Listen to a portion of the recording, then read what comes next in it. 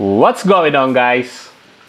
It's your boy Ajen back again for another Alchemy Stars video, and good morning since it's already 6:45 a.m. here in my time.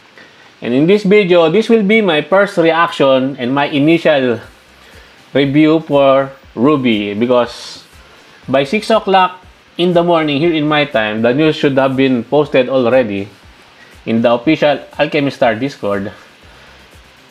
And yes, this will be my initial reaction, so please spare me if I am stuttering. Still very early in the morning and I'm about to go to work. So yes, let's go to the Alchemy Stars Discord. And let's see. Yes, as you can see, the game news is still highlighted, meaning I haven't seen this one yet. Okay, Ruby. Let us see your kit. Okay, here it is. Ruby. This is the latest news. Open original. Yep. Okay, so what do we have here? Ruby. Voiced by Sayuri Hara. Wait, that sounds familiar, right? Sayuri Hara.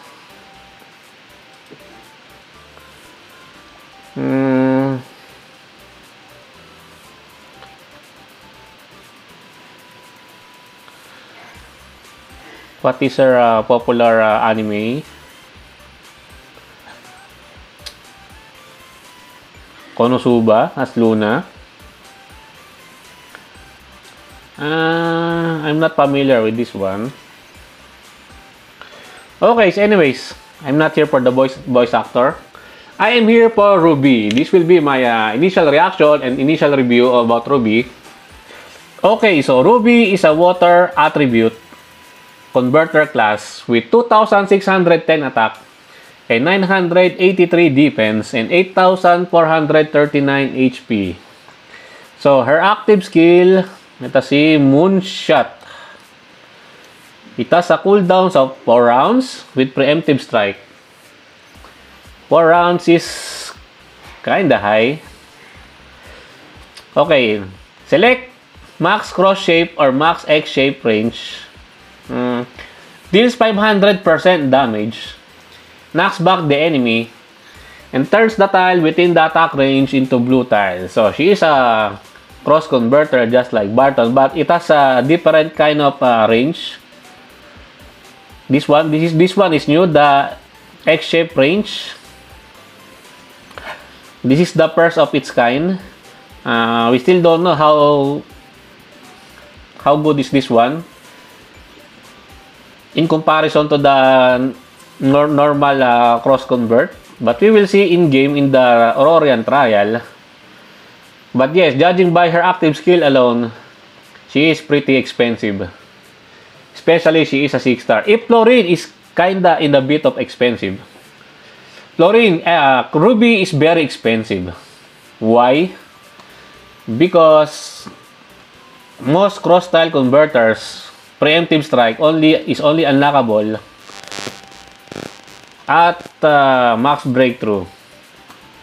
So if we compare Ruby to the 5-star cross tile converters, the first dupe will only reduces the skill cooldown by 1 round, and the max dupe will unlock the preemptive strike of their active skill, which is pretty expensive if we are talking about 6-star units. And also, if you have horrendous luck and you get to hard PT most of the time just to get Ruby, then RIP. But for whales, it is no problem for them. They don't have any problem with regards to summoning. But for dolphins, minnows, or F2Ps, it's pretty hard to max BT Ruby. That is my opinion, judging alone with this one. But who knows, maybe her preemptive strike will be available at first dupe. But it's not gonna likely like that.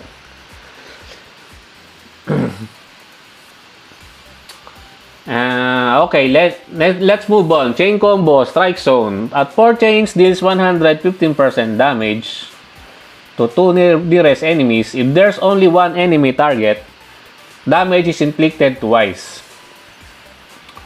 8 chain deals 130% damage, and then yada yada, the same. 11 chains, the same, only the multiplier is higher, 150% damage. So she is good for boss fight, single boss fight. Nothing too fancy. I don't expect much damage from her chain combo since she is a converter. Equipment skills, Lagger. For every 3 times the chain combo deals damage to the same target, inflict extra damage equal to 3% of the target's current HP and no less than 150% of Ruby's basic defense. So she is the very first water unit to have an HP cut. But if I'm understanding this one correctly, you need to hit the enemy 3 times with a chain combo.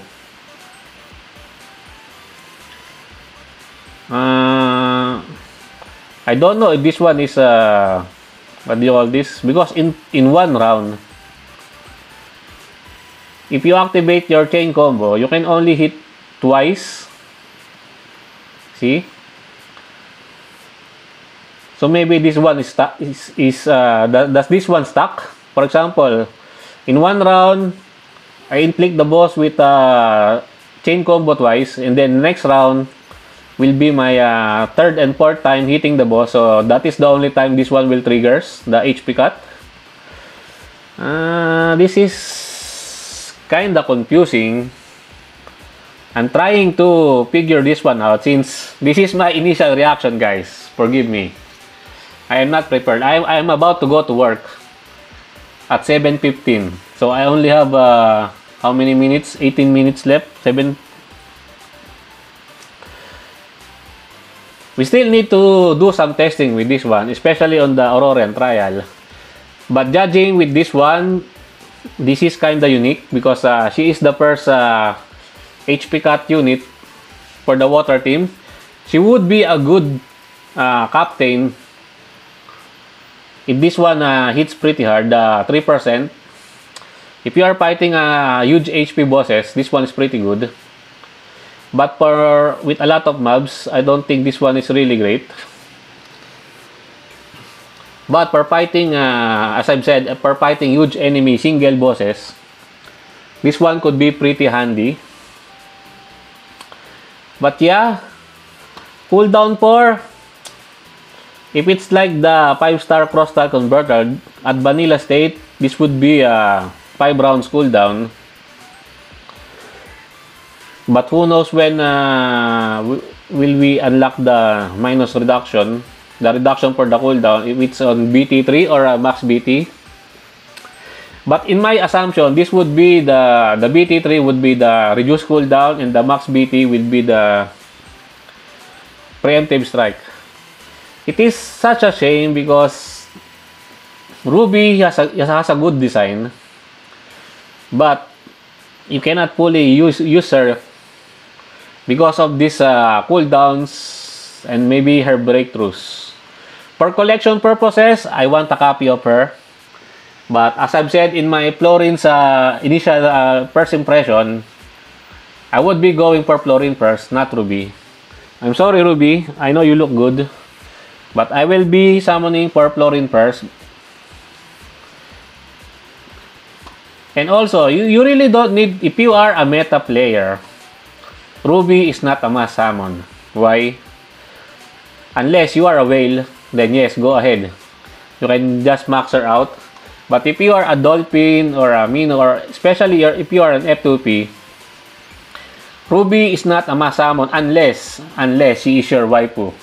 And you want to sim for her and put her on your main screen, your home screen.